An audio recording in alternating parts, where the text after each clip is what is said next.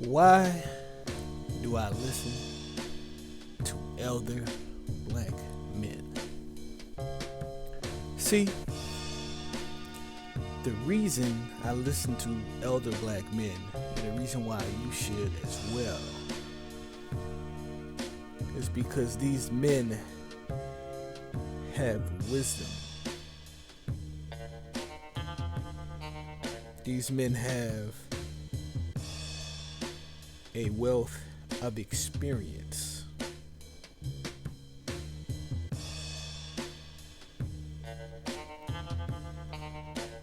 See, many young men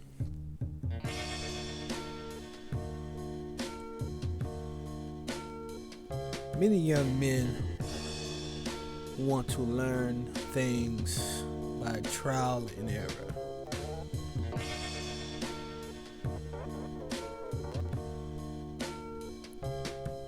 They want to learn things by failing, falling. And yes, I would say that is definitely the best teacher, but it is also the most painful teacher. See, when it comes to life, you must understand that 80% of the shit that humans endure in life has been already experienced by billions and billions and billions and billions and billions of people before. See, most of the situations that we experience in life are nothing but archetypes, in a sense. It's happened thousands and thousands of years ago, many times over. There's an ancient Chinese divination system called I Ching. And what I Ching does is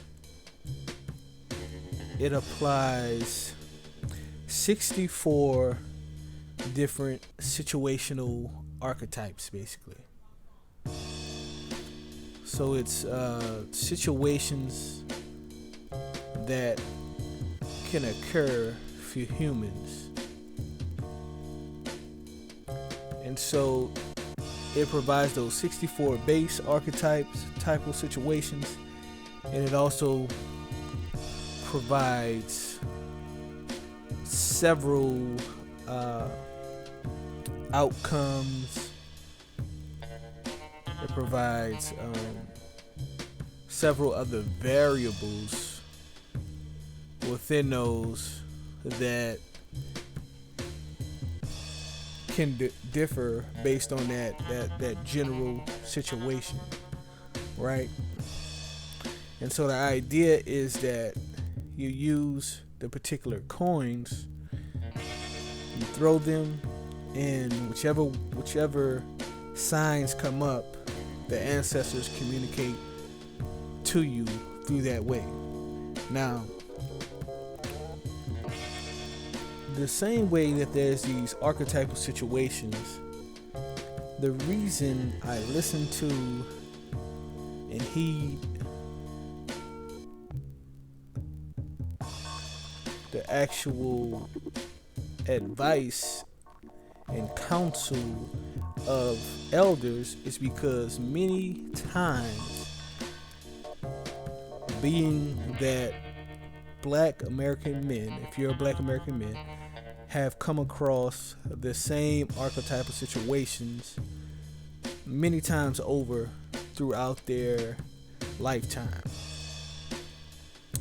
Being that they have come across these situations, 9 times out of 10, they know how to get the desired results for this situation. So when you come across these situations, it is always best to advise with your elders because they already been through it and they can guide you through it.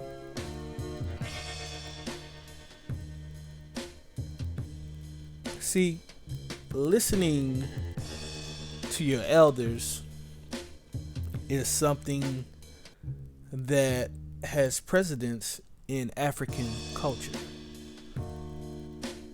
You see, in African culture, the elders are considered highly respected. Because you have to understand that in ancient African cultures, pre-colonial African cultures, as a man in particular, you could have died very young due to war. So the fact that you actually can make it, you're actually able to make it as an elder, you're actually able to live that long, means that you have great wisdom within you. Listening to elders also has a precedence in Western business practices. When you look at several business structures, if it is a small business, typically you have what's called an advisory board. This is where you have several advisors that counsel you on particular questions or directions you want to take within your company. In corporate business structures, you have board of directors.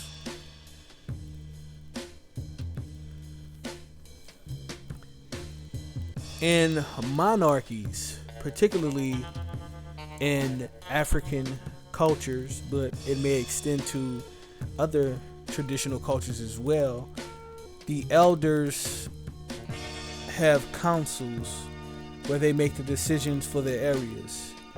The elders act as counselors and advisors for the king, who is the executive leader of the nation.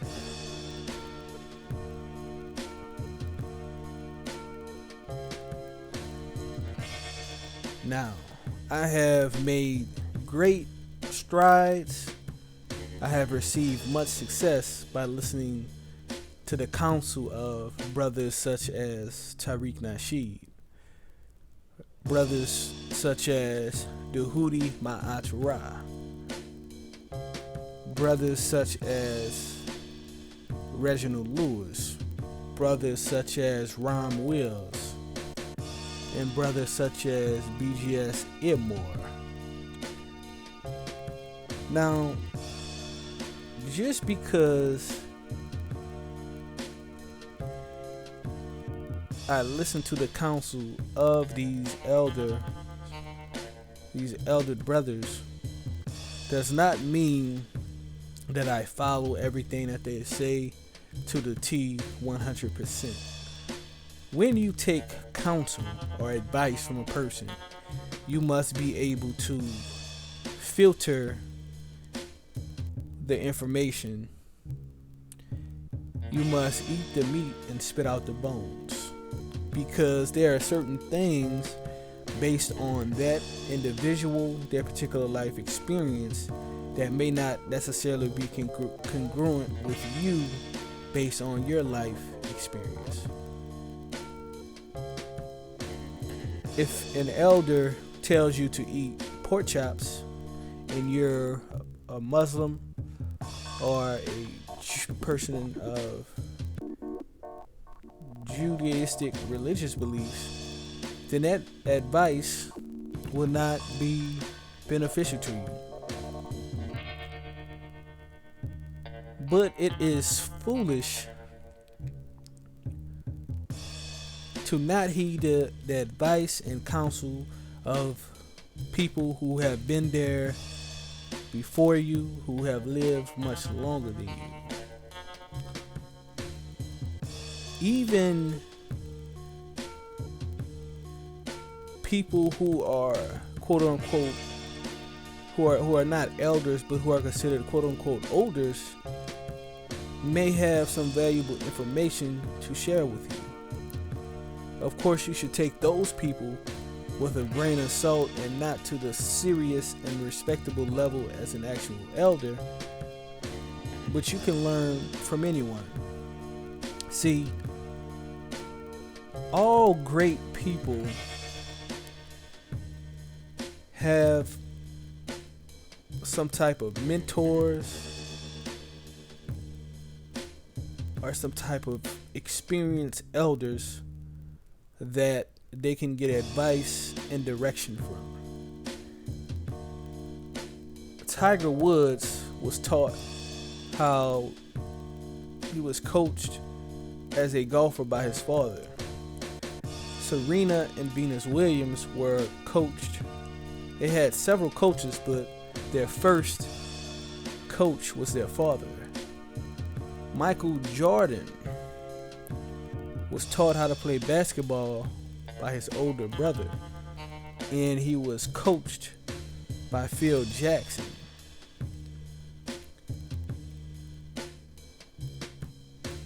And we can go down the list of great, successful, mega successful people who have had mentors,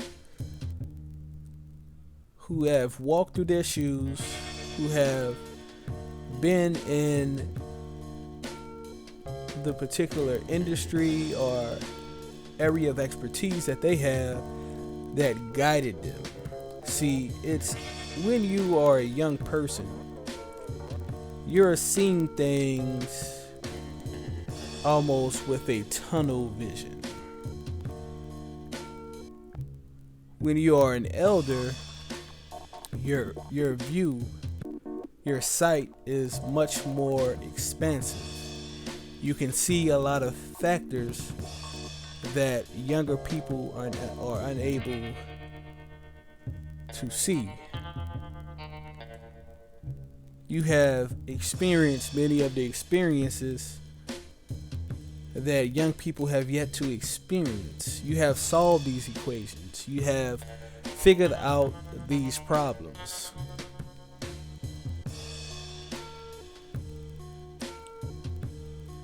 So I hope that I'm making it clear to my fellow millennials, Generation Z, and younger black folk why it behooves you to at least listen to the elders.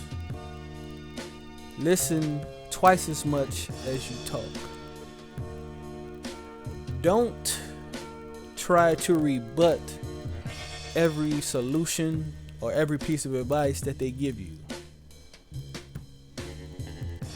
Try some of their ideas out sometimes.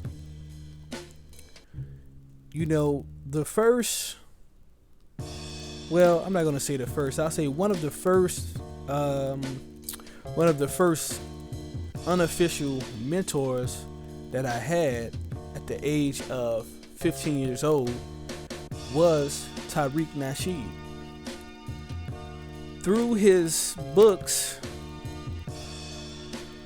The Art of Macking, The Mac Within, and his Mac Lessons podcast, which he started in about 2005, 2006, he imparted great wisdom upon me that I put into practice.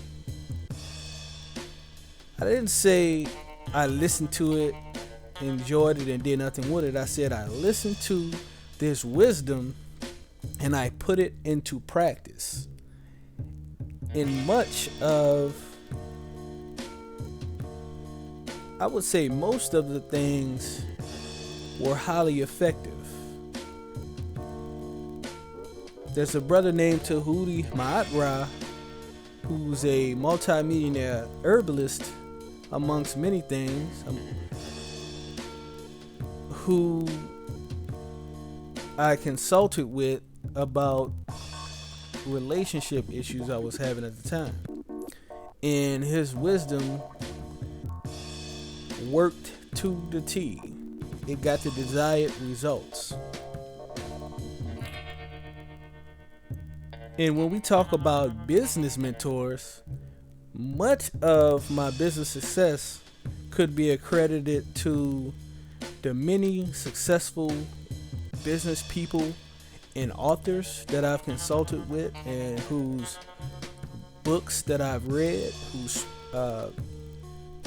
educational programs I've purchased, and whose lectures I've listened to at business conferences and on YouTube or their particular website. See, we can sit here and try to wreck our brain and frustrate ourselves on every single issue or problem that we have, or we can go to a brother who has already solved it and can just give you the answer, or at least teach you how to solve it. See, trial and error takes a long time, and it is also very painful. You don't build your own car to drive.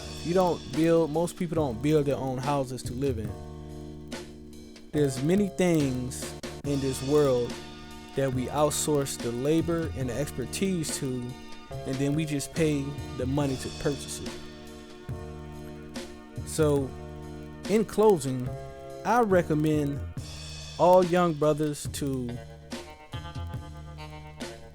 seek out, search, and look for older mentors and older consultants who, either if you have to pay them a small fee for their time, or if they're willing to give it for free, find these mentors and consultants so that you can save time and stress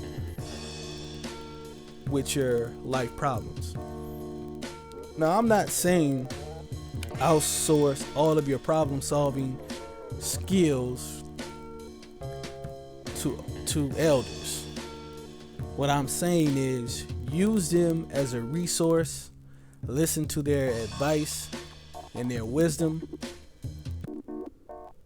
filter that advice and wisdom, and then make your own decision based on the more information that you have.